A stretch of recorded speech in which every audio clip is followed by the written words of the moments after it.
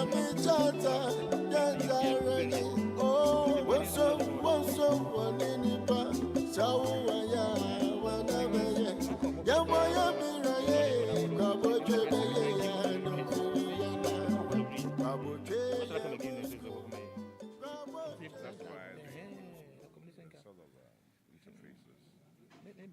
professionalized and streamlined, so you don't have all these knee-jerk. Maybe I said that if you have a meeting, probably have to go for a meeting or something. Like you tell them.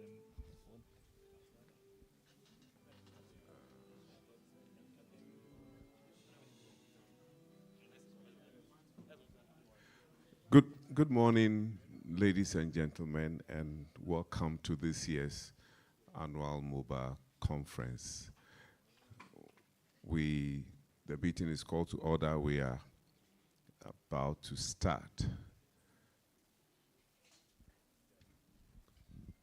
Let's all get seated and settled so we can start.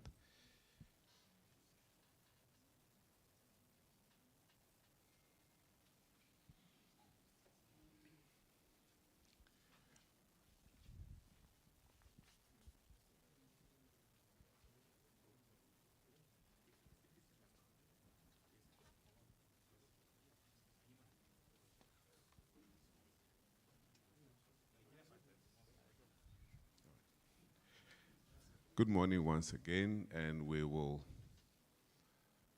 usher ourselves into the presence of the Lord by calling on Mr. 𝗟𝗓𝗩𝗘 to give us the opening prayer. Thank you. Shall we please be upstanding as we commit this meeting into the hands of the Lord? Shall we pray? Father, Lord, we thank you for such a wonderful opportunity given us as all students of Mfantsipim School, staff, and other schools at large. Father, we commit today's meeting, today's gathering into your hands. Come and be in our midst. Take your eminent position. Father, whatever fraternity messages, whatever reports, whatever messages that are given unto us, decision points that are taken here, should go a long way to glorify your name. Father, those on your way here, Father, we commit them also into your hands, that you weigh them on your wings of eagle and carry them here. Be part of us, partake in this glory, and at the end of the day, the glory shall be given unto you. We thank you for an answered prayer in Jesus' mighty name. Amen. Let's be seated. Thank you, Pastor Wilson. Our own 𝗟𝗓𝗩𝗘, members of the MOBA Executive Committee, the MOBA National Council, our headmaster, fellow old boys here present, our very special invited guests, distinguished ladies and gentlemen, it is my singular honor to welcome all of you to the 10th MOBA Annual Conference. This is a significant conference because it's the conference that is ushering us in as we begin the journey to Mfantsipim at 150.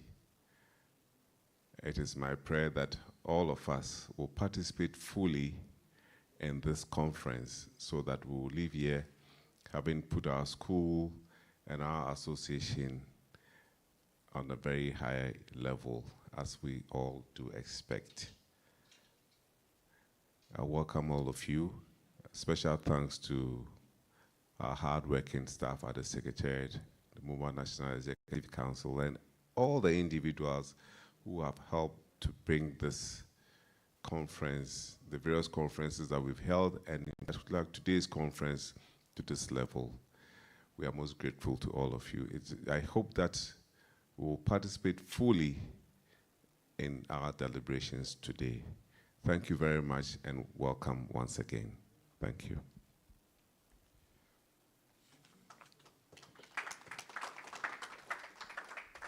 We will take the fraternal messages from our invited guests here present. We have here our sisters from Wesley Girls High School. Please, may we see you upstanding. I think I would like you to, we want to hear your voice, so I'd like you to introduce yourselves before you give us your message. Hold on. Okay. So I'm Joanna Kwakwa, proud little sister of George Kwakwa, MOBA 82, and I'm the PRO for Wesley Girls. And I'm Joy Krampa, the Assistant Secretary for the Executive Committee.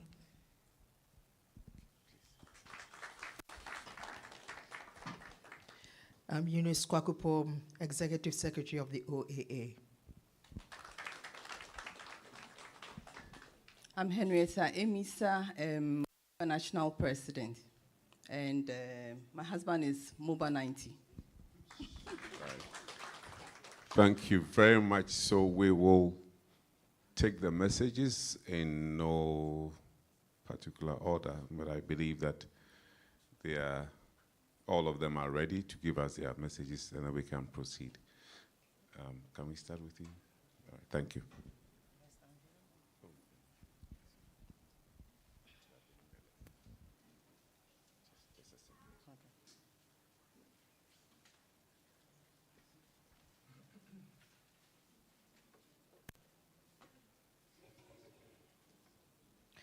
Okay, good morning again.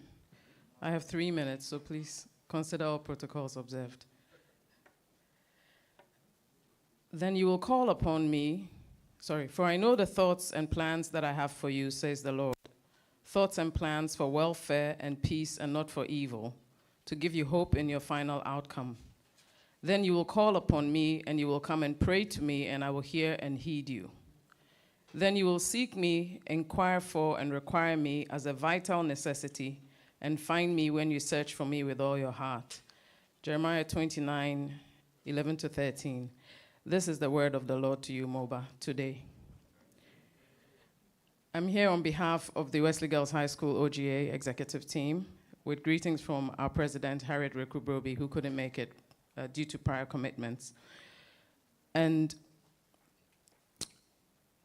the word of the Lord really is about the times that we're in. The terrain that our institution started on is not the same as the terrain that it is today. The terrain that's ahead of us, as Eugene Shekan, is a rocky one. And there's never been a more needed or necessary time for godly leaders.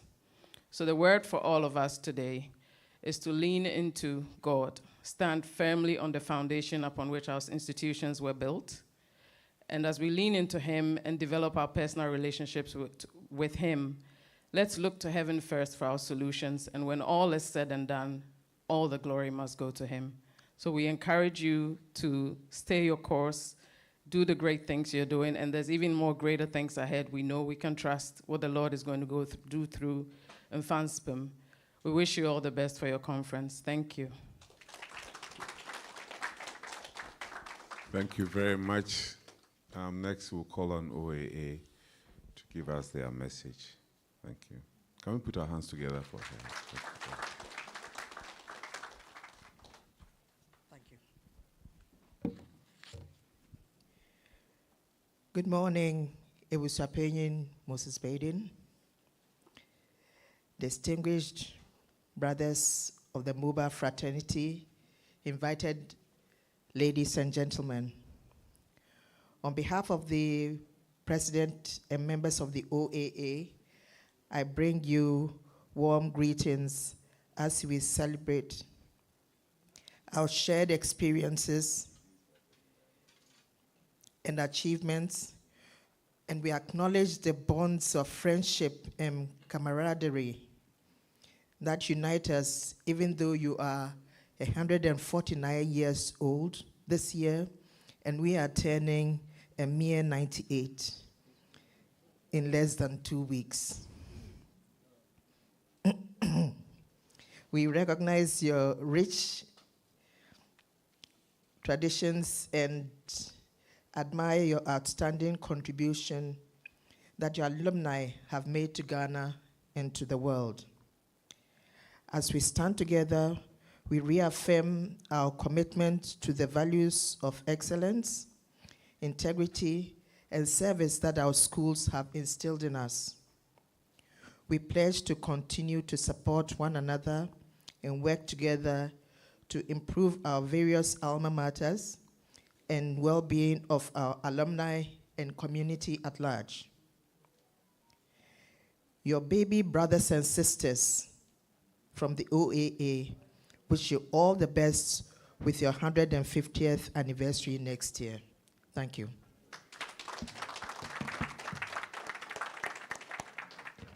Thank you very much. That was from our baby brothers and sisters.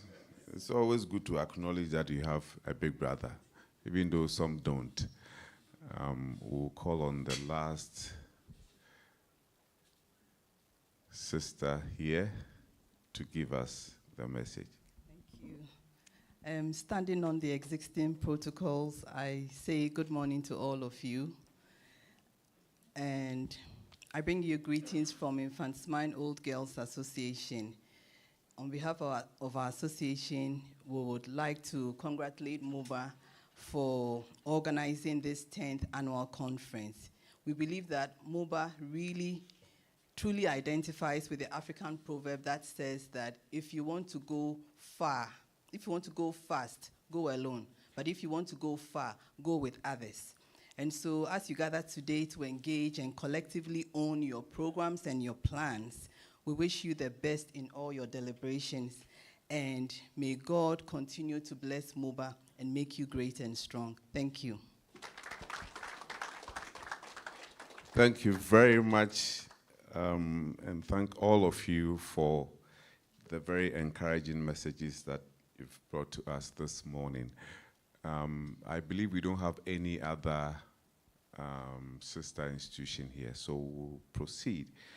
We will, before the next activity, we will all be on our feet as we sing the Methodist hymn number 870. Lord, behold us with thy blessing.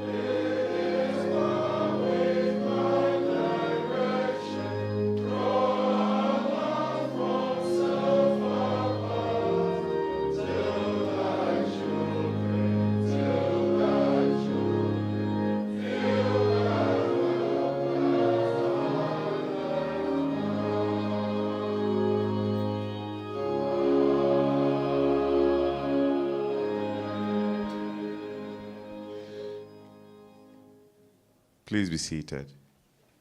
Thank you. I'll now call on the chairman of SYG 2024 and the SYG 2024 project team to come up here and make their presentation. Thank you.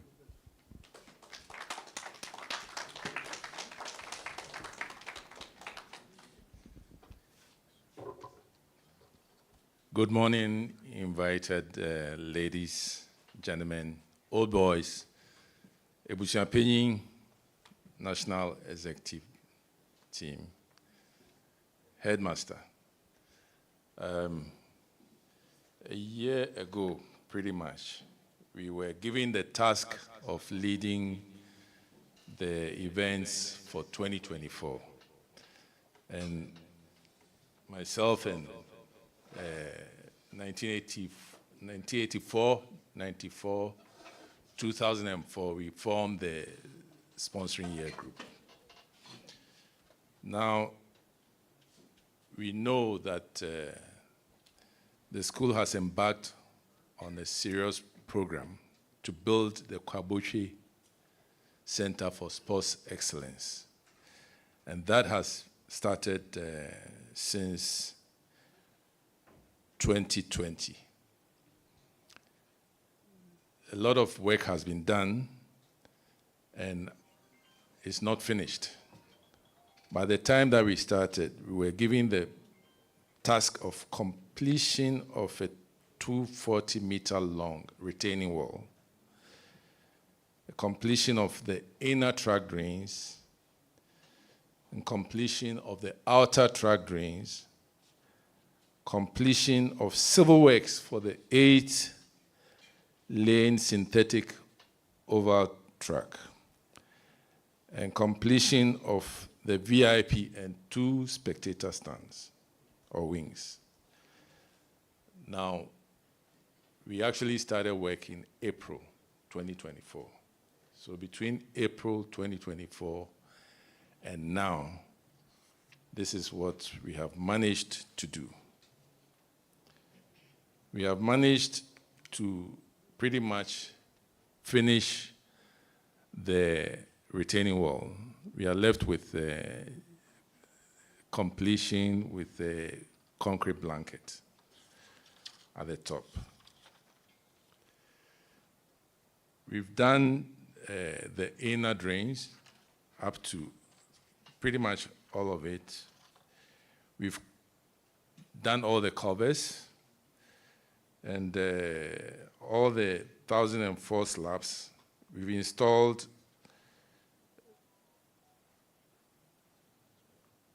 280 type A and 244 type B. Now, the tracks, the civil works for the tracks has not been done. So that's work that is pending. And then we have to excavate all the remaining installations. We've done the concrete lining between the astroturf and the inner drains. And overall, we've done about 80% of these works that we have done, we have been given. During the year, we also had to oversee the completion of the VIP stand. Unfortunately, the contractor has not been up to scratch. He was given mobilization to do the work, but he has not been able to get to where he should be. So we've made some recommendations as to what to do about that contractor. We've recommended that we look for a new contractor to finish the work, because if we follow this guy, we'll never get it done.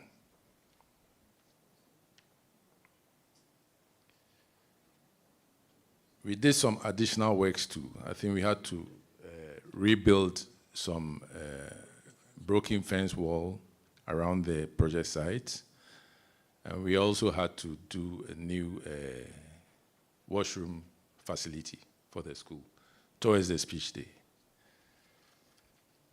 So these are some of the works that we did. We also had to oversee the events for the year, from the conference, and then the Founders Day, engagement series, and then Mfantsipim for Christ, which was organized by MOBA 94, and then Mfantsipim Christian Council.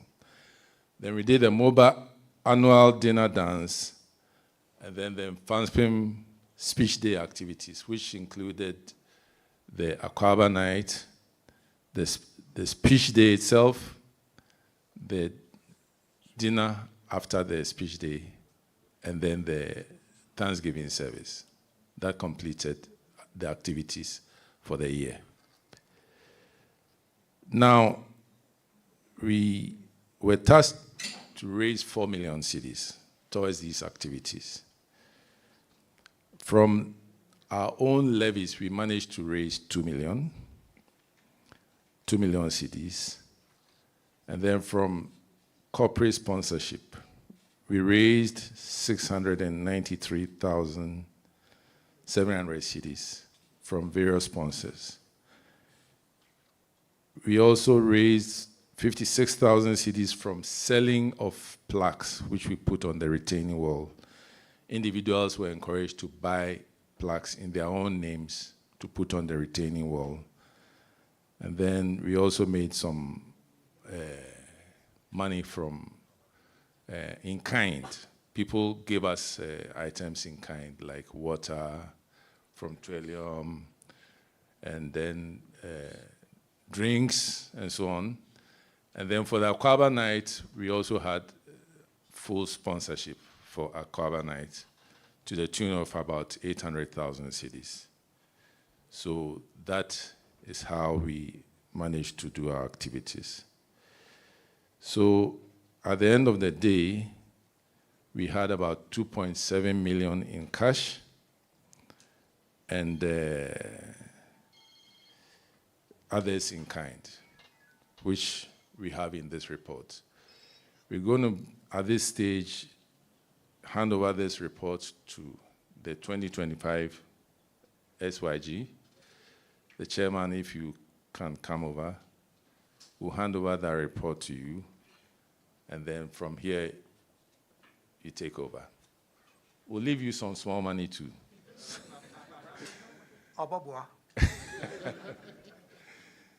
So, here you go.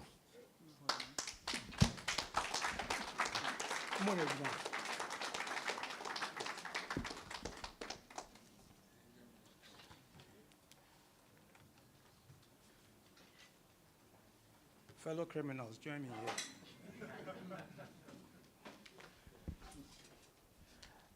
Anybody SYG 25, please.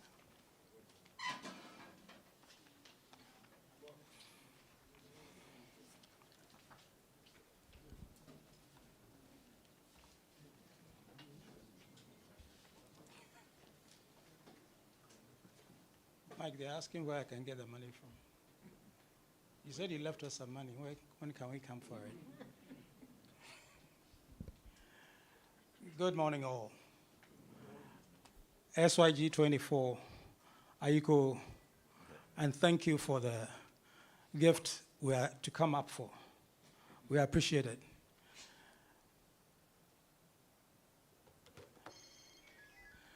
I believe my job is a very short acceptance of the baton that we'll be giving.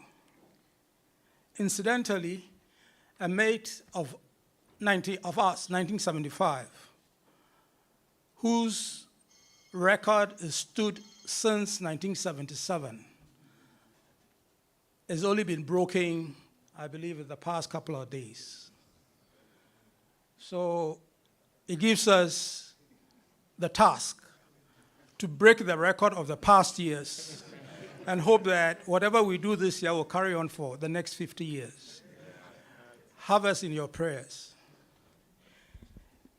In taking our turn on the time-honored privilege of organizing the school's speech and prize-giving day, We, SYG 25, humbly accept the privilege bestowed and pledge to do better and further over the past years in honoring our alma mater, God willing, and being our guide, and with the support of all of you.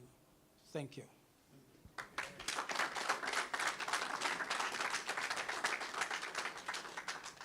It is also the historical fact that the 95-year group come up with a theme for their speech day. So I'll have the president of the year group give a one-page presentation on the theme for the 148th speech day. 149. You know why we're getting confused? We feel pretty overshadowed by 150. Everybody talks, even in this year, everybody talks about 150, 150, 150. We don't know where we stand. Thank you very much, Mr. Chairman. So the theme for the year is Mfantsipim at 149 years, sustaining legacy, building excellence. As we celebrate 149 remarkable years of Mfantsipim School, we pause to reflect on a legacy that has withstood the test of time, a legacy rooted in discipline, academic excellence, and character formation. Mfantsipim has not only educated generations, but has also shaped leaders who have transformed communities, nations, and the world.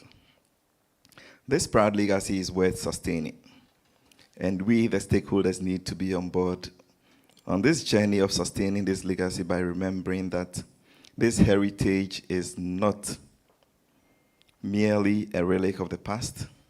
It is a living flame that requires nurturing. Every student, staff, member of MOBA, and stakeholder holds a responsibility to protect and enrich this great tradition. It is in the values we uphold, the integrity we exhibit, and the excellence we pursue that Mfantsipim legacy continues to thrive to become the greatest all-round formation center that it was set up to be. We acknowledge the fact that building excellence is not a destination, but a continuous journey. It demands innovation, resilience, and a commitment to rise above mediocrity. In recent years, we have pursued this sustainability agenda by exploiting sports excellence, music, cadet, and opportunities in the digital space, in addition to academic excellence. And we are all witnesses to the great result the school has chalked. As Mfantsipim approaches its 150th milestone, let us recommit ourselves, as our forefathers did, to elevating standards, fostering creativity, and encouraging critical thinking. Let us empower the next generation of Mfantsipim men to become not just successful professionals, but also compassionate leaders who serve with humility and purpose. Our journey forward must be marked by unity and a shared vision. Together, we can ensure that Mfantsipim's legacy is not only sustained, but strengthened, illuminating the path for generations to come. Here's to 149 years of greatness and to an even brighter future. God bless Mfantsipim. Thank you.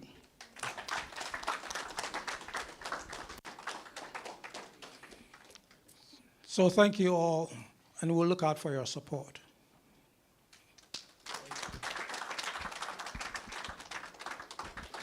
Thank you very much, both 2024 and 2025. We wish you all the best, 2025-year group. Ladies and gentlemen, we will go downstairs for the group photograph and then have a quick snack, and then we'll be back. It should all be done in 10 minutes. So please, if you can, avoid the lifts. We are going down, so there's no hassle. We just go down now, take the pictures, have a snack, and then come back. So by 11:15, then the second part of our conference will begin. So for now, we are all dismissed. Thank you very much.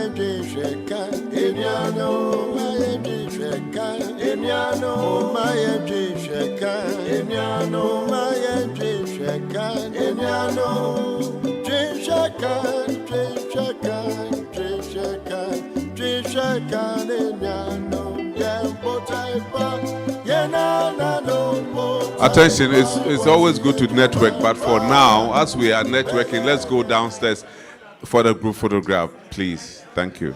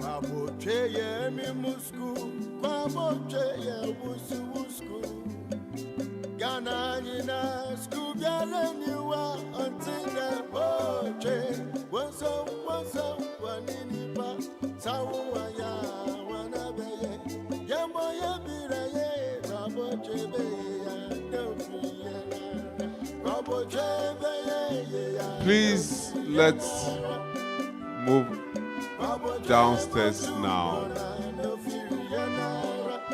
Thank you, all of us, please.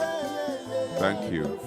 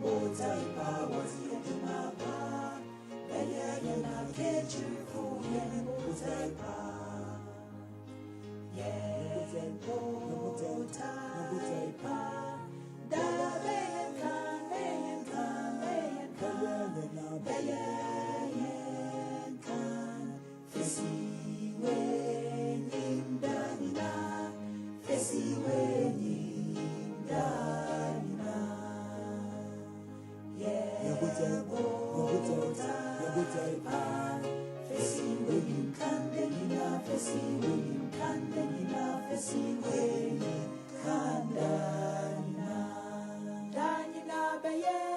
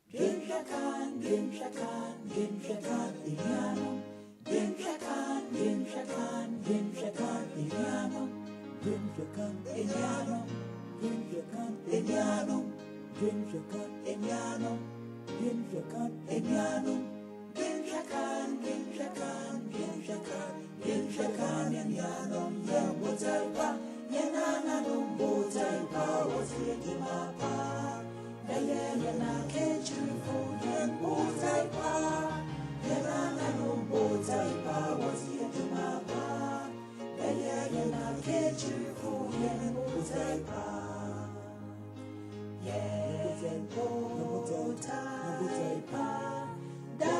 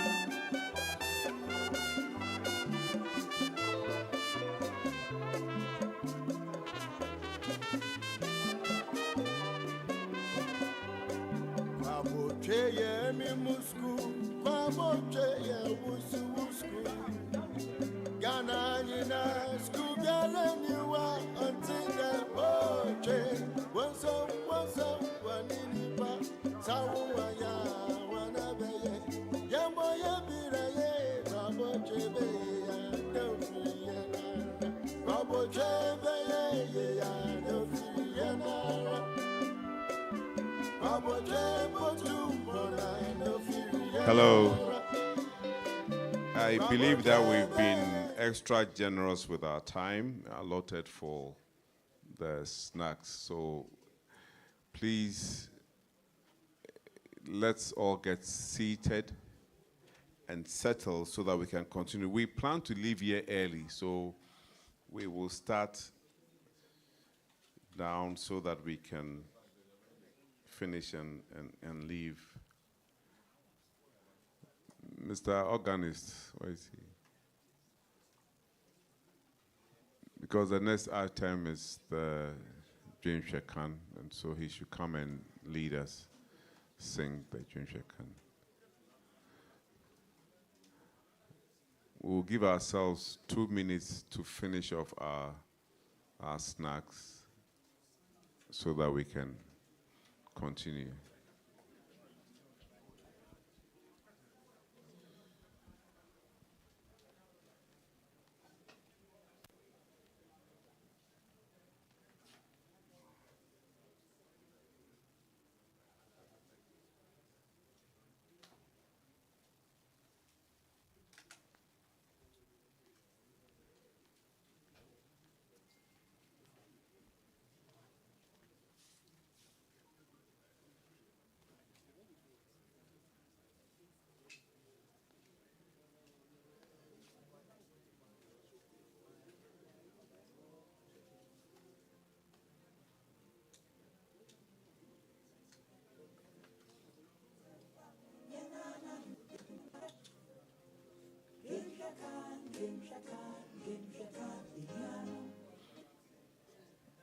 Those who are still outside, please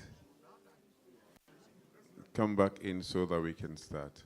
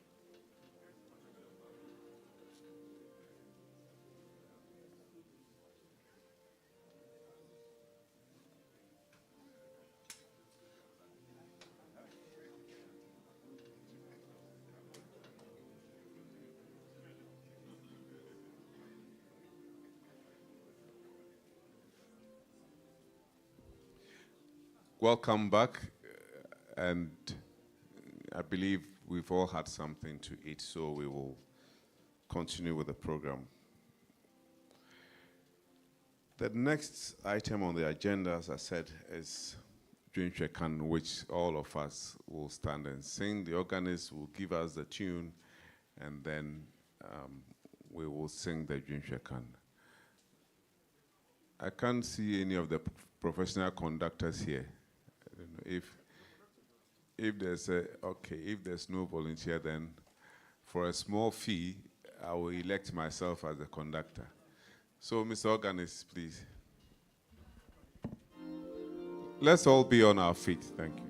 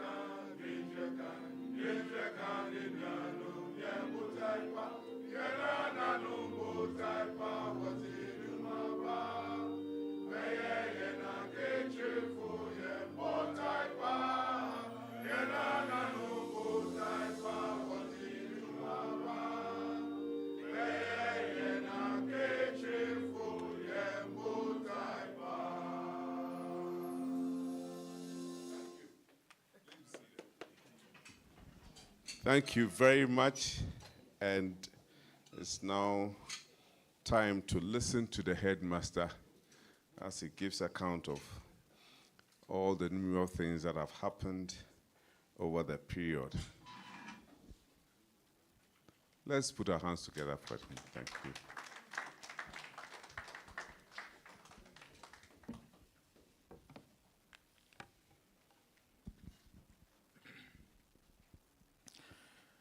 The 𝗟𝗜𝗙𝗘, members of the National Executive Committee, distinguished old boys, hearing guided, and those who are online following what's happening here, and all others, good morning to you all. It is my singular honor, and I always feel humbled to stand before you to update you on the happenings of our dear school during the year under review. We thank God for another opportunity to gather and to take stock of our stewardship over the past year.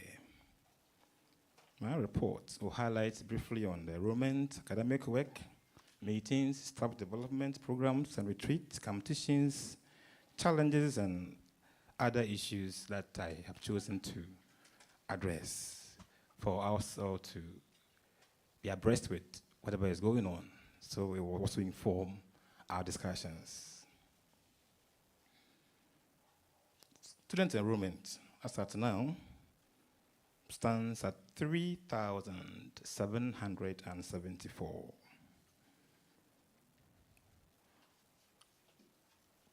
Form 1, we have 1,315.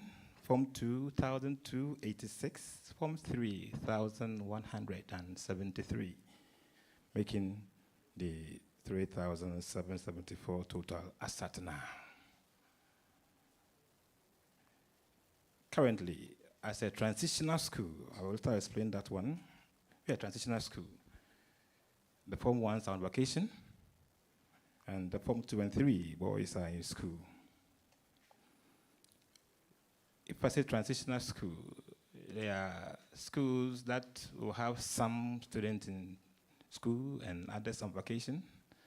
Once a particular year group vacates, other one joins. So basically, we don't go on vacation. There are schools who are also running the single track. They all go together, they all vacate together, they are there. But some of us are what they call transitional schools. So almost all the time, we are in school. So Form 1s are in the house now. Form 2 and 3 are in school. In May, Form 2 will vacate and Form 1s will join. That is how interesting and exciting it looks for us now. Staff strength. We currently have 262 permanent staff members, 173 teaching staff and 89 non-teaching staff members. We also have some national service personnel, 11 of them teachers and volunteer service, 8 of them others are 4 security men, 3 of whom MOBA sponsors, together with the driver MOBA sponsors, then 1 conservancy laborer and 3 cooks who are also there as casual workers, helping us put the school in proper shape. Over the year, we had 5 staff members going on retirement, 6 staff members resigned for different reasons, 6 others were reposted to join us, whilst 2 were also transferred from the school to other schools. Arrival of the fresh students. When the current Form 1 students opened on the 30th of October, 2024. On the opening day, only few parents came around to register their votes. But on that day, only 5 students reported. Students arrived first week in November, second week in November. After speech day, they were still arriving. In fact, in December, some still arrived. So realize that whilst you were having classes, others were still arriving. In fact, the day of vacation for the Form 1s, somebody was coming to school with a trunk box. So they kept on arriving. I hope nobody comes again. No, it's now, the door is now closed. Nobody comes again. So you realize that some will say, I went to school after a week, I'm back home. I don't want to say I'm back home. That's how it is. They were coming in batches.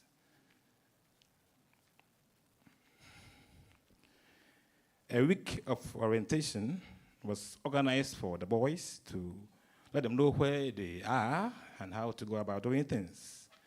And because some came late, they had to be mopping up. Once in a while, I have to chip in a few things for them to also know where they are and behave accordingly. Academic work is progressing steadily. Pragmatic measures are in place to ensure effective teaching and learning. Special attention is given to low-performing learners to improve. You don't want to hear the word weak student anymore, so you say low-performing learners.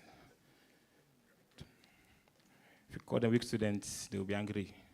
If you call them for every assistant, they will not be income because they think that you are tagging them something, so low performance. So we do put in place some measures to help them come up because some of them really come there with even writing of their names, how to even speak simple language is difficult because they are coming from everywhere.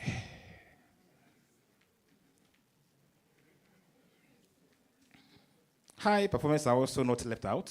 You also put them together, orient them, and support them to fly higher.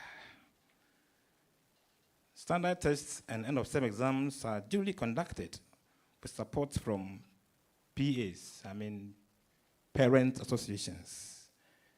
Coincidentally, all my 3 PA chairmen are old boys and are very supportive. Management appreciates this collaboration. Let me say that for us, because of the huge numbers, Form 1 students have their own executives. Form 2 parents, their own executives. Form 3 executives, because the number is very huge. So all of these executives plan on things specifically with the young boys, and that is working. And they come together to help the school in general. As I said, all the 3 of them, Form 1 PHA, Form 2 PHA, Form 3 PHA, they are old boys who understand the system, and I believe that they are very helpful. So they are sponsoring all the exams that we do right. Otherwise, we couldn't have done any exams because of financial challenges. So, for example, Form 1 will sponsor their examination. Form 2, their examination. Form 3, their examination. So we are still conducting standardized exams. As our friends around us will be writing a page of exams and all of that, we go through exam because the parents are supporting us. Thank you for that collaboration. Our reports are accessible online. When we mark, we upload them, so you are home, pick your phone, you can easily access the report of your ward without any stress. If for some reason some are unable to do that, come to the school, it will print for you to know that this is how your boy is performing. WASSCE 2024, to the glory of God, ended successfully on Friday, 20 September 2024, despite some reported incidents of misconduct. Unfortunately for today, our result just came 3 days ago. So my student academic and the team of IT guys are working around the clock to get me the detail, which unfortunately is not ready today. But the good news is that our boys have flooded the medical schools, engineering schools, computer schools, and other programs at the various universities in Ghana. I had a call from one staff from K University. To the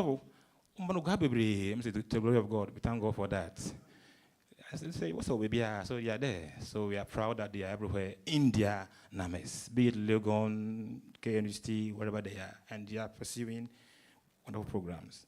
One thing that is also happening is that somebody called me and said, I was told your boy, mentioned the name, had only 6 A's, but people who had 8 A's, they couldn't make it to medical school. I said, yes, it's possible. Some of them, their A's, I don't know how it happens, but our boy, whether it is 5 A's or 6 A's or 7 A's, they go through interview and they're selected with their quality materials. For that alone, we pride ourselves with.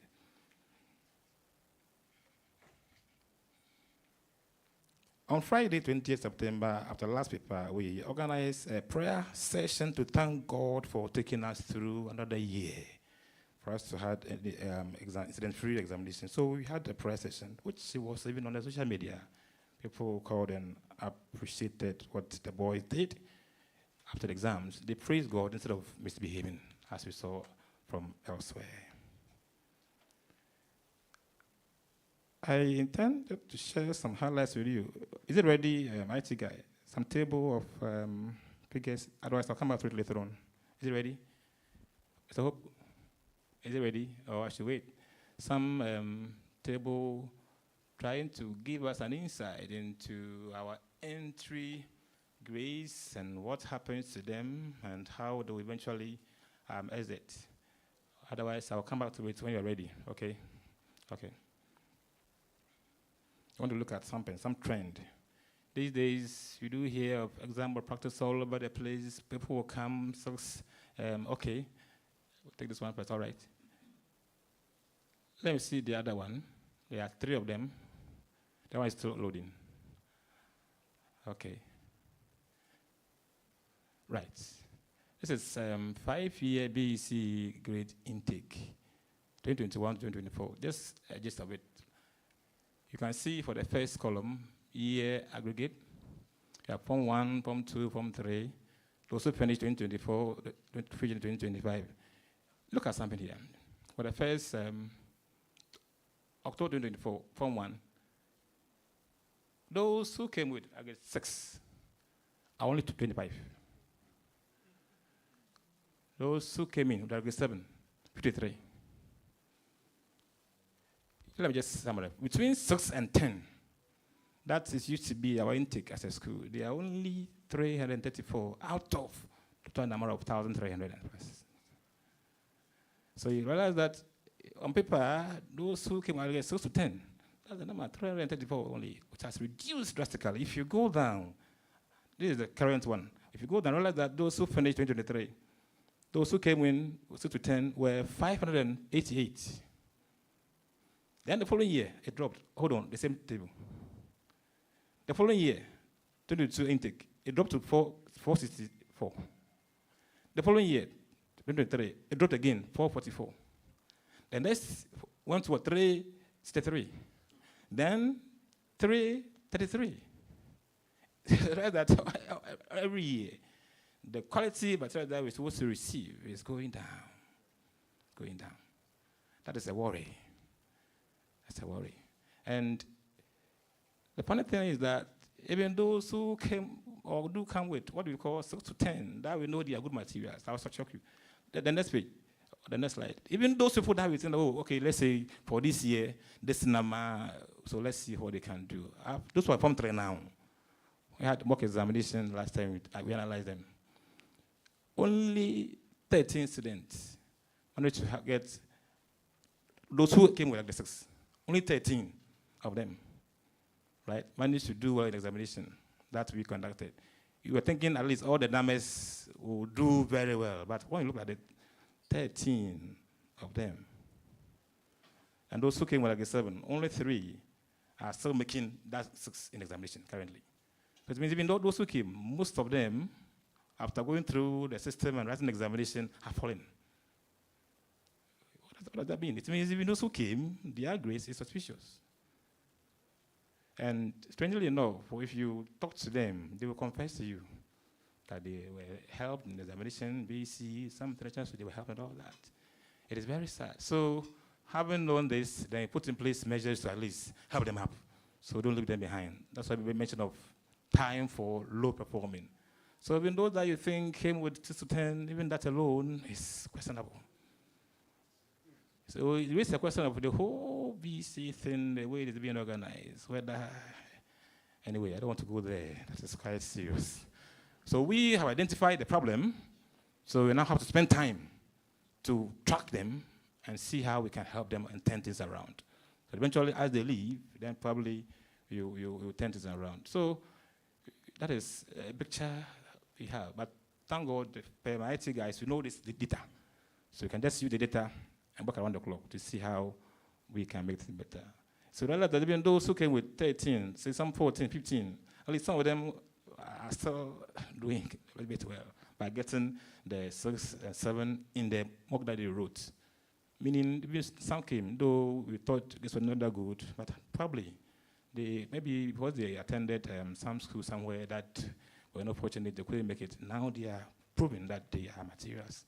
That when polished, they can make a difference. So now we have the data.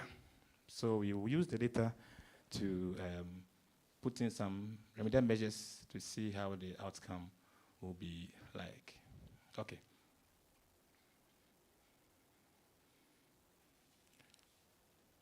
Let me just continue. We planned for a graduation ceremony last year after the exam. The boys behaved well. They were motivated.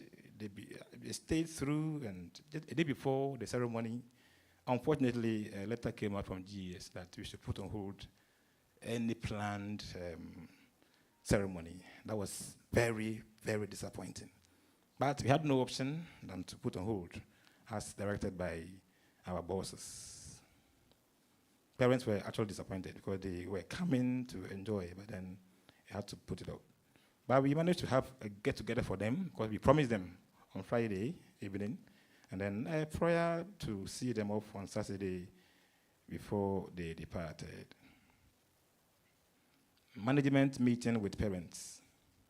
Meetings are held with parents of the various forms, as I said earlier, and these meetings were meant to update parents, orient them regarding what is happening in the school and how we can together work to help their wards, and that they will leave the wards of Mfantsipim as reformed, refined product, so that when they go out there, they will fit into the society. At the meeting as well, issues of relevance are raised and discussed by parents, and we use that forum to address issues that probably weren't clear for parents to get better understanding. Disciplinary issues. Discipline in the school is very commendable, of course. You cannot decouple between discipline from academic excellence. The two will go together. So we have to be sure there is discipline so we can look on to achieve laurels. There are systems in place to mitigate any act of indiscipline by students and even some teachers as well. Our vibrant disciplinary committee is on top of all issues of indiscipline. Parents of various offenders are always invited to be part of the disciplinary procedures, after which relevant and appropriate sanctions are meted out to deserving culprits. Counseling and chaplaincy committees are also rendering services to needed students. We delight in reforming these young ones, irrespective of their backgrounds, using appropriate corrective measures. Annual Staff Development Workshop and Retreat. This was held successfully from 2nd to 5th January 2025 at Anita Hotel, Ejiso. 165 teachers took part in this annual event. In all, an amount of 415,000 cedis was spent with the retreat. Let me express my profound gratitude to you, MOBA, through MOBA, for giving us 350,000 for this all-important exercise. For 3 consecutive years, you have sponsored us, and I am particularly grateful to you for sponsoring this important initiative. The theme for this year's program was Inspiring Excellence Through Professionalism and Integrity. The main speakers were Mr. 𝗟𝗓𝗓𝗓, Deputy Director General of GES, and Very Reverend Solomon Bruce, Secretary of Synod for Sunyani Diocese of the Methodist Church, Ghana. Management decided to organize a day workshop and retreat program for non-teaching staff members as well. But we couldn't do, or let me say, we haven't been able to do it because of financial constraint. This is in response to the call to have such program for them as well. I have assured them they shouldn't worry. They will have their turn very soon. Competitions. I don't want to spend time again to go through what I outlined during the speech day, but let me just pick 1 or 2 to refresh our minds. That in sports, for example, we have been zonal and regional champions for 4 consecutive years. This week, as I heard the chairman mention, during that talk, which was just this Monday and Tuesday, our Form 1 athlete broke the 48-years-old 110 hurdle record. Form 1 boy, 48 years, broken the record. Joseph Ando also broke his own record that he set last year. He has set a new record. He also won gold in 200, 100, 4x400, and 4x400. These boys are making us proud. And let me thank 𝗟𝗓𝗓𝗓 for initiating something for this boy that every month support his training with 400 cedis. That's MOBA pays. That is encouraging him. We hope to do the same for the one who just arrived so that he also be happy and remain focused. But this boy in particular, our friends along the coast try everything possible to come and take him away. To the extent of protesting during the event, but they couldn't win. They tried hard, but they came with what they call evidence was very loose.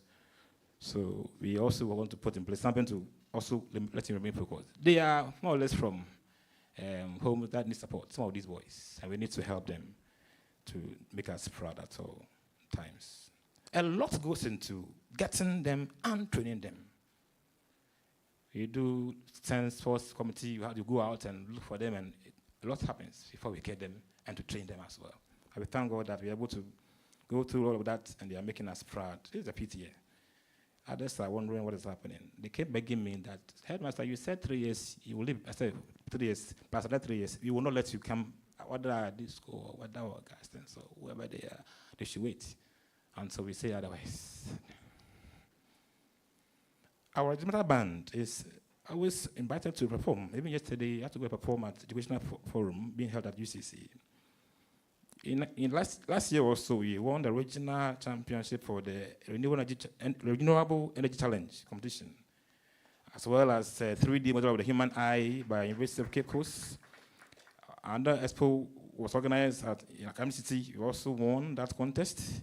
We are now the all-round best school in Central Region, and the ultimate our conquest for the 2024 National Science and Maths Quiz Competitions. We thank God for that and for your support that you always render to us. Challenges, briefly. For the past 3 that we do have failed to train on, a lot of money is going into our sporting events. The boys have to be taken to the field, pay for the stadium, for training and going and coming. So it's making us a bit hot, but thankfully enough, when we call on you, you always are there to listen to us. Thank you for supporting us with 30,000 Ghana cedis out of our budget of 55,000 for this year. Next week, for example, is Super Zonals, the ultimate regional championship. And we are wondering how we're going to get there. But we are looking forward for PA, who have assured us of how to bus the boys to the stadium and all of that. It all comes with some financial challenges, but we hope you overcome, as PA is pledging to support us. Because of the field, every training, you have to bus them to the stadium, bring them back. So it's becoming a challenge that we're hoping that very soon it will be over to reduce our financial burden. National Science and Maths Quiz. A lot has to go into preparation before the day for the competition. A lot. To motivate teachers and the past contestants who we invite to come and be with the boys, traveling for trials here and there. So before the day or the event begins, we have spent a lot. The main thing is spend there, not when we get to the stage. Before we get there, it means you've done the work before you get there. So we're thankful again to MOBA. When we call on you, you respond to us. But sometimes response on the chair, you pray. But that's how are you? Fantastic. As a school currently, we also are struggling with funds to purchase, even prepaid and to do maintenance work. I'll soon talk about pre-purchase policy and how it is affecting all of us in the way we do our things. Some of our buildings are deteriorating very fast, including the headmaster's own residence, the headmaster's residence. They are giving way. We are praying for mercy, even as the rain sets in very soon.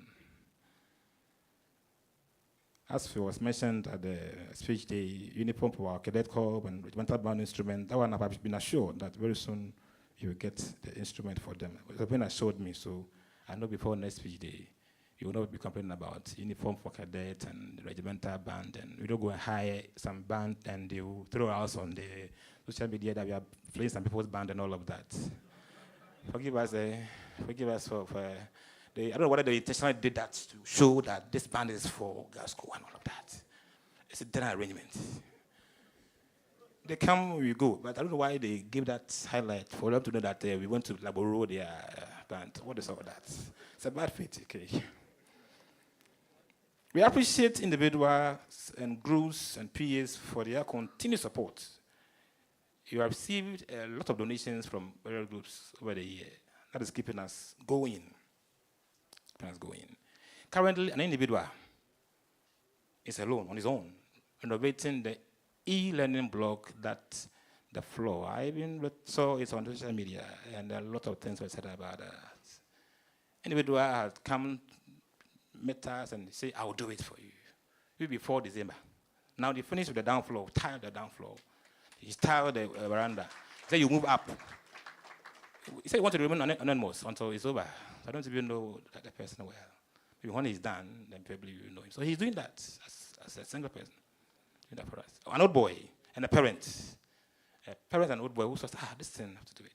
So he started doing, and thankfully enough, yes, not just to tire, he says he will paint and provide furniture and all of that, and maybe projector for all the classrooms. So we want to pray for that parent and old boy. I don't know whether he's here or he's hearing me. We are praying for you, okay? Always my knees are on the ground praying for you. You get more money, more protection, and all of that. So that is by way of touching on individual groups who are in their own small way helping us in different ways. Some of them are ongoing. But I think as PE, during the speech, they outlined some of the donors. We have a tall list of people who are contributing towards our progress. What's happening before I wrap up? Permit me to touch on a few issues of concern. The first one has to do with the academic calendar. Dear conference members, the calendar is prepared by Ghana Education Service. We only receive and we only obey what is on it. Schools don't have that power to prepare, to decide, go to school today, come to school. No, it's not in our hands. So we follow the calendar as released by the Ghana Education Service. I'm saying it because somebody was wondering, how come they came and you have asked them to go back home and me, headmaster, he has no power to say open or close. It is GS calendar that we are all following. I said earlier that we have transitional schools and the single track. So the two are not the same. So you may hear others are in school or others are at home. That is how it is. We need to understand the dynamics of today so that it will inform our discussions. So let's take note that the calendar that we are using is from the GES, not from individual schools. So if you vacate today or tomorrow, it's not the headmaster and the management saying so, but the GS saying so. The 4 months who just came, as I said, the day we were vacating, someone was coming to school. We are going home, he was not coming to school. So someone would say, when you went to school, we didn't learn anything and we came back home. Some spent a week, others days, others 2 weeks, others 3 weeks. So somebody who maybe spend a day or two will say, you're quite actually, it's not a fee, and you will hear and think that they already didn't do anything. They did something. Those who came earlier, we even wrote semester exams before they went home, the 4 months. The free SHS policy has its own associated challenges that I am quite waiting for the outcome of the educational forum so that we all know the way forward. It was challenging. They were supposed to bring us food, the supply, the rice, electricity, will supply everything. Then they'll bring you some money for the matron, call it perishables, to buy the fish and the onions and all of that. They were supposed to bring us what they call recurrent money for buying prepaid, for maintenance work, all of that. I don't want to say much about that. For the past 4 years or 3 years, recurrent money has not been coming. So you ask yourself, how should we survive? I remember last 2 years, last week I made a statement about prepaid. I was picked on. So how come we didn't hear? When I said you have spent too much on prepaid, I said, government, thank you for giving us that. They misquoted me and I was called before the Sanhedrin. Why should I say the government is owing us and all of that? Now, even the truth is difficult to say. But some of us, we say the truth. That's how we are trained. We cannot say red if it's black. It's challenging. But let's hope and pray there's new wind blowing and see the way forward. Yes, there were challenges, but we managed to survive. We're now owing some supplies and all of that, but you see how things will turn out to be. So the policy has certain things around. It's very good policy, but some challenges were also disturbing our operations. Others were wondering how Mfantsipim is being run and all of that. We have been spending so much on the school, but we don't see anything, no returns and all of that. No financials are being received. I think there's a gap somewhere. Every quarter there is a board meeting where I present the regional report with accounts. Maybe you're just paying, maybe henceforth, once you have the board meeting, then probably you let them know some of these things. So sometimes If the knowledge is, if you don't have understanding of certain things, it will not make you discuss things the way it should be. We account for every CD or peso that is given to us by anybody. Once it passes through our account, all the tests are on us, everything will go on. So we do prepare financials and submit them to the board meeting. Board discuss everything. Everything that goes on, we discuss it at the board. Maybe you need to break that gap of letting others know what goes on. Some were saying, oh, headmaster, sometimes certain things are more important, but he does not want to come talk about them. He wants more money to go and organize staff development and all of that. Wonderful. Some were using that video to just tie the headmaster small, that the classroom is not in order. You don't care. You want to go for staff development. I understand. Lack of knowledge. Because at that time, that classroom was being done by somebody. How can I say he was paying money for classroom? It's being done by somebody. So how should I come make money again? Let me state that the stakeholders, they have roles to play. And as a headmaster, parents must play their role. I cannot be bringing everything to MOBA to fund. No, they are parents that should be responsible. Your own boys are in the house and it's not going well. You want someone to come and do it for you? Parents, no. So I think that some areas are for parents and they must be encouraged to do so. So others will be brought to your doorstep. So please, understand us. We cannot bring everything. Some individuals are also helping, as I mentioned. My office, that you enjoy, one person did that. The conference room, one person did that. So it's all collective thing that we all do. So we move on. So I assure you, whatever is being done is for the interest of all of us. And we prioritize our things the way we should do. Board accepts whatever we do, and that goes on. What have we been getting? What are our returns for the school? Hey, you are our returns. Mfantsipim is proud of people like you. When I stand here, I feel very humbled and elated. Mfantsipim has produced you. You are the pride of Mfantsipim. For those who are saying that you don't have any returns, you have been paying money over the years, no returns, hey, you are the returns. Yes, I'm proud to see people like you that the school has turned out. As a school, it's a school. So the products like you, that we pride ourselves of. For the past 4 or 5 years, want to know our returns? They have flooded the universities of medical school. They are there in the mess. So please, sometimes let's be a bit merciful in tasking the headmaster. But when I hear this, then I go down and say, Lord, let that will be done. And it's easy, but it's well. That's how things are. You need to understand the situations, how things are working, so that we will inform our suggestions going forward. So please, you are the returns of Mfantsipim School, and we are proud of that.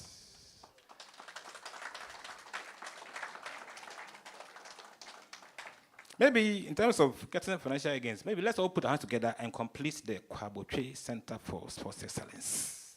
And that one, maybe like we have hiring stadium to pay. Then you also come and pay your it. Then the money will come in. Then we can say that, oh, this year we have gotten 1 million out of 𝗟𝗡. That's yes. So the management will put in place, I'm sure, to manage that one so that the financial returns will be coming from there. But in the meantime, it's the human resource returns that we are churning out as a school. I want to thank God for that one too.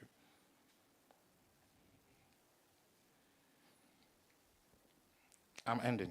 I'll pause for questions to come. Mr. Chairman, or Mr. Penny, as we look forward for our 150th anniversary, let us remember that the strength of our institution lies not in individual effort, but in our collective resolve. Every contribution, whether big or small, moves us closer to our goals. Together with my hard-working assistant headmasters, very committed young men, I always pride myself with them because, Angfi, yes, and then John, how are you? Wonderful man. We are focused, and we keep on working hard.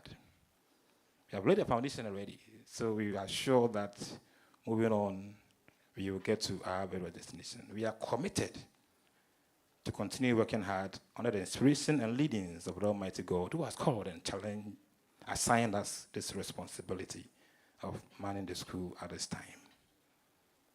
I wish to express my deepest gratitude to all of you, MOBA, for your passion and intense contributions toward the school over the years. It is only through our collective efforts that we can keep this great institution to thrive for many years to come. May we all continue to prosper and shine as a beacon of education or excellence. Thanks for your attention for now. As usual, I've been the report. I'll pause and take other issues so that together we will address them for our collective goal. Thank you for your attention.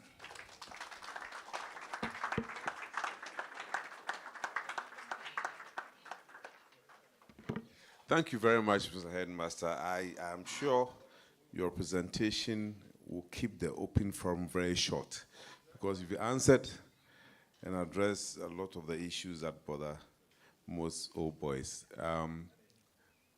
we will just pause with the questions.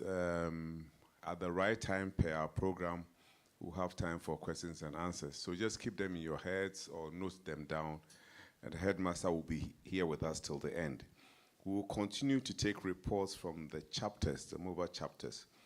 The first one is from MOBA USA and will be presented by Baba Awuni. Baba, if you are here, please.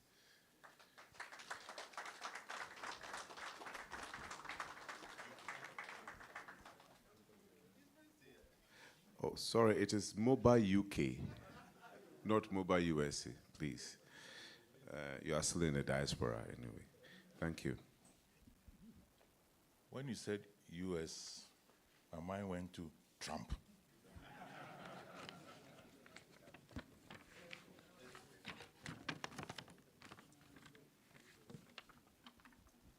Right, 𝗟𝗜𝗙𝗘, Mr. Headmaster, and all protocols observed. Somebody's going to ask, how come I'm in Ghana, but I'm doing this on behalf of MOBA UK, but it's not MOBA UK, it's Mfantsipim Foundation, UK and Ireland. It's because I used to be there, and I relocated in 2006, and not 10 years. Your maths. That's why he wasn't in Sabapiko.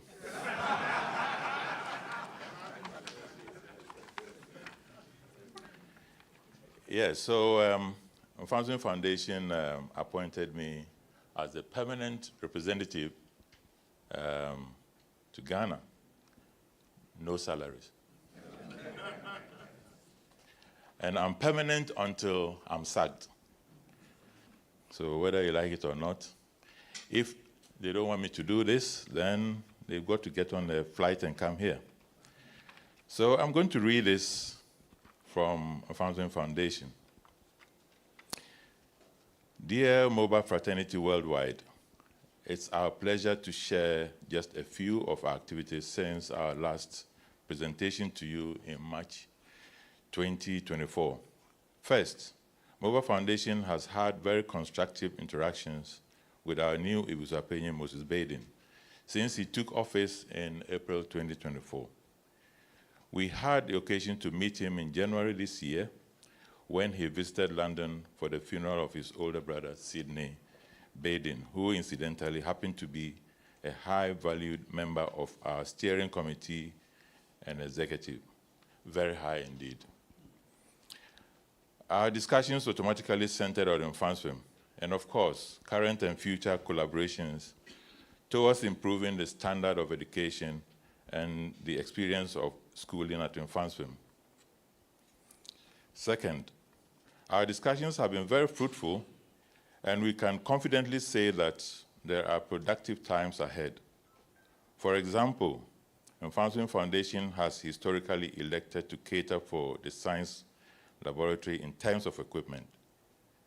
In this pivotal role, we are actively equipping the science students with the tools they need to become problem-solving scientists capable of competing with the best. That's the reason why the medical schools are all filled with Mfantsipim. Somebody said, if you want the easiest way to go to medical school, go to Mfantsipim. I said, yeah.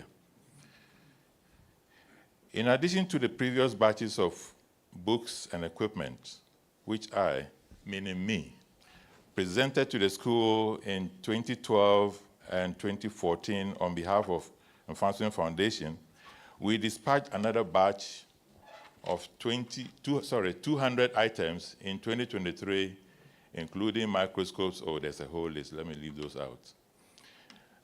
We have concrete plans to send some equipment in 2025 and beyond.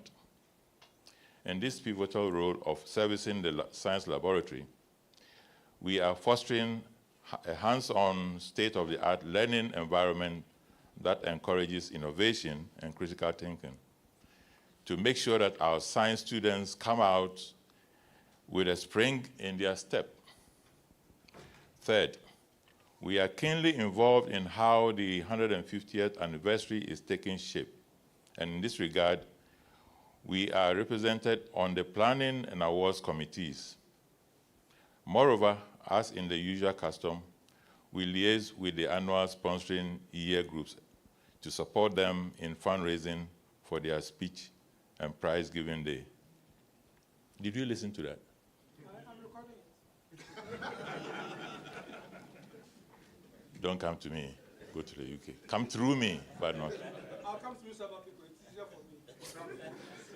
Fourth, we hold our annual Founders Day event shortly after the official celebration in April.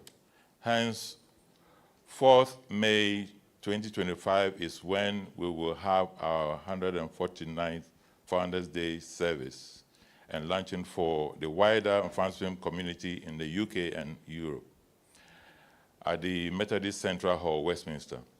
This is for the information of those of you who plan to go to the UK for holidays. Make sure your flights coincide.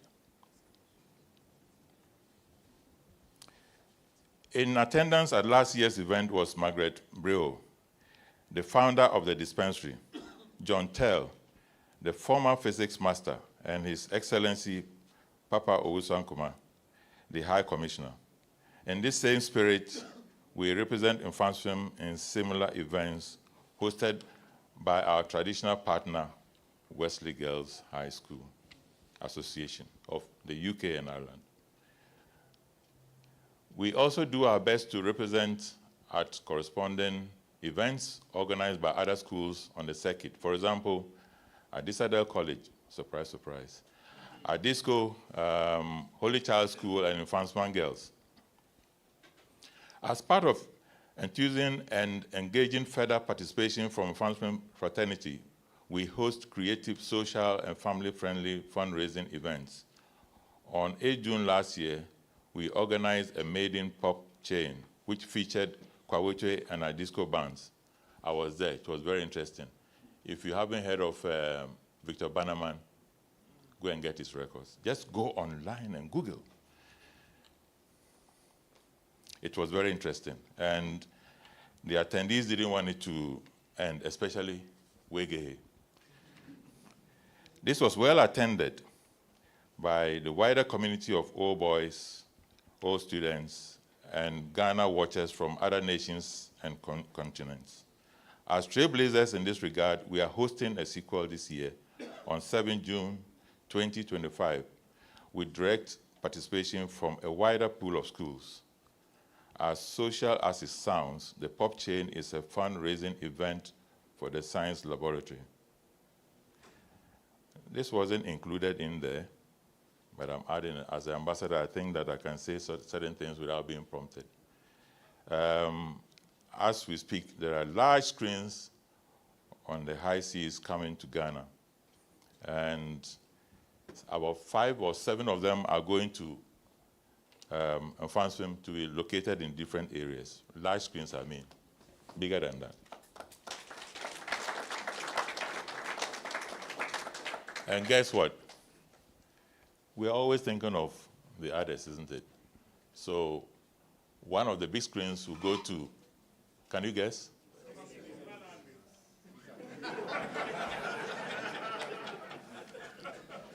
Okay, obviously, Wesley Girls. We're sending one to Wesley Girls. And the second one? I decided. You see, we have to think about them, you know. So they'll be getting that.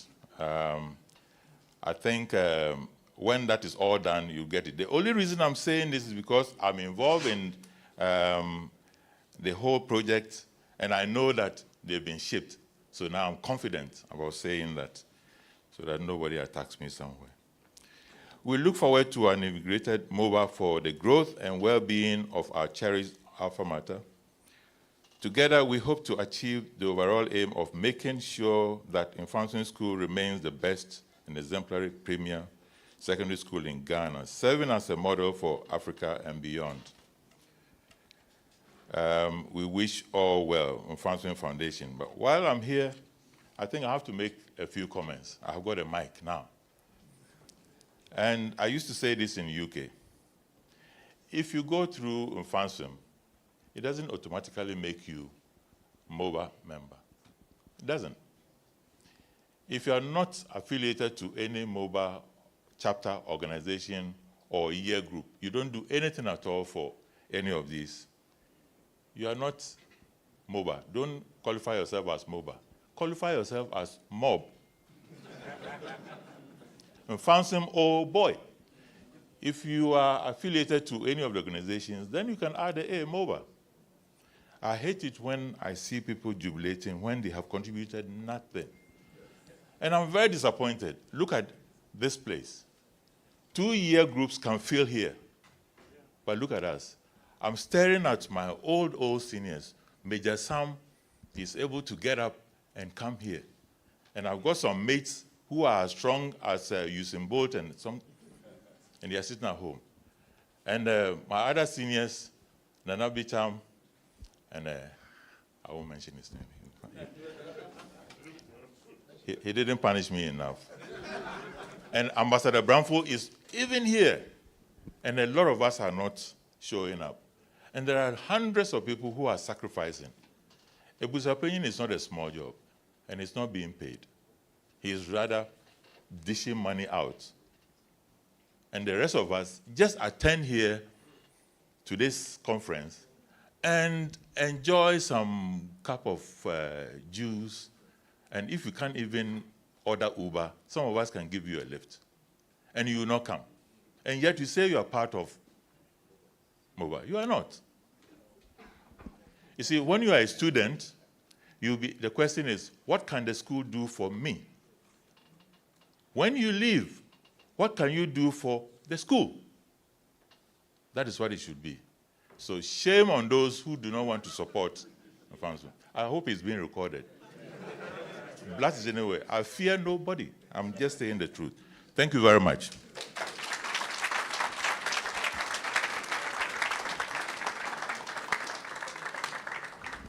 Thank you very much. When he said shame on you, I remembered one of the sermons by the famous Corrosive. He was talking about salt from the Bible. And he said, go and tell your friends who didn't come for church service, they have lost their taste. And so it is time to hear from MOBA Western Region, Bill Orleans, if you are here. Thank you.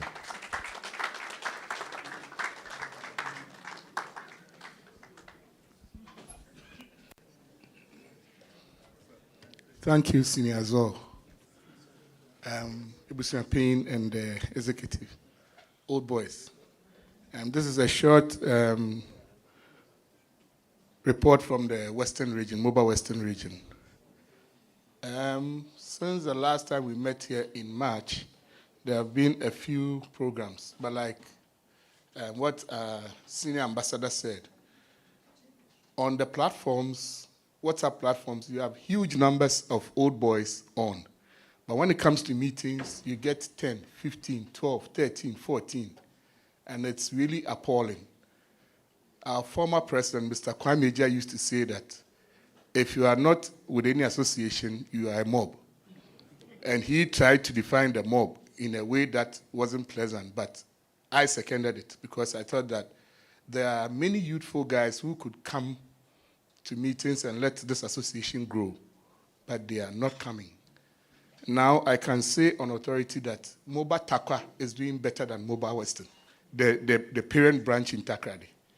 And it's... No. It's just that there are a lot of young guys working in there, and they feel they want to, join the...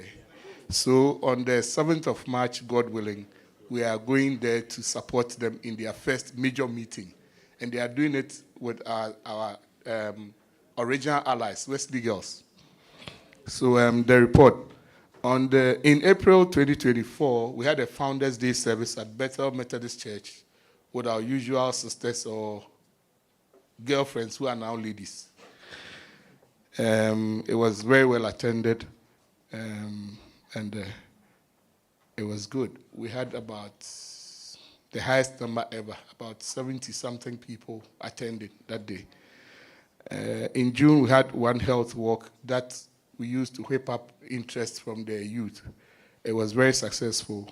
In November, we had another one. It was most successful ever in our history. We did the November one with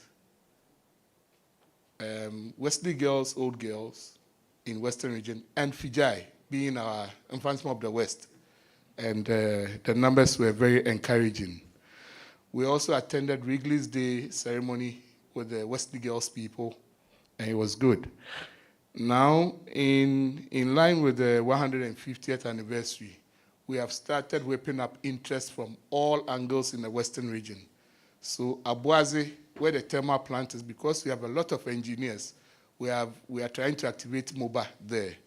MOBA TTU, Takrady Tenka University, is being activated. MOBA UMAT is being activated. And then MOBA Nzema, where the gas, this thing is, yes. So we are getting there gradually. But we would take this opportunity to ask the National Executive, they can get us one person to join us to Takwa on the 7th. All expenses for that person will be catered for by the branch. In January 2025, there was a new election, and we've elected new executives. We are planning a date to inaugurate them. We will again ask if MOBA National would do us the honors by getting us a rep to come and add to whatever we'll be doing. The new president is Seth Kojo-Yamoa. His vice president is Ebenezer Amonu. The secretaries are Jamel Edu and his assistant Michael Otu. Organizers are Salas Nyamadi, Roland Jesipra. The financial secretary still remains Elvis Ato Sichi. And then the porters are Martin Efifa and Tyrus Hope Sam. Our welfare officer is old boy Bernard Leeward. And the last but not least is in line with the 149th anniversary coming, we are planning a date for a get-together with all the stakeholders. This one, all the 5 areas are going to be represented at Bethel Methodist Church. So when the date comes out, we'll notify the public and then we'll take it up from here. Thank you very much.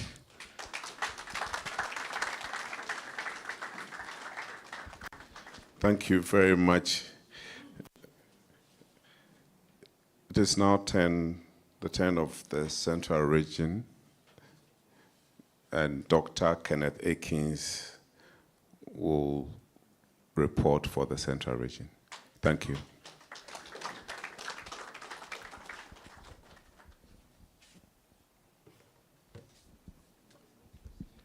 Thank you, MFNSIPim and executives, headmaster, all seniors present.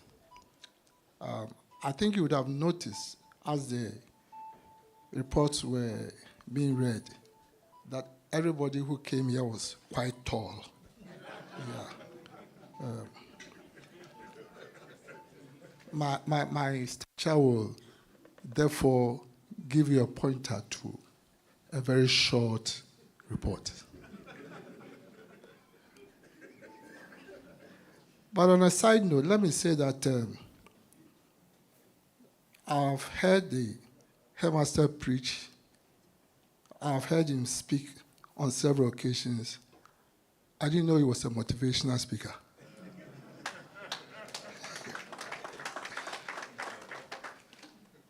I'll visit you to drink malt in your house.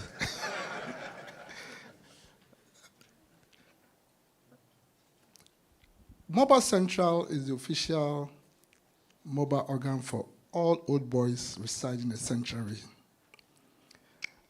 Constitutionally, MOBA Central is governed by an 8-member executive committee with the headmaster as an ex officio member.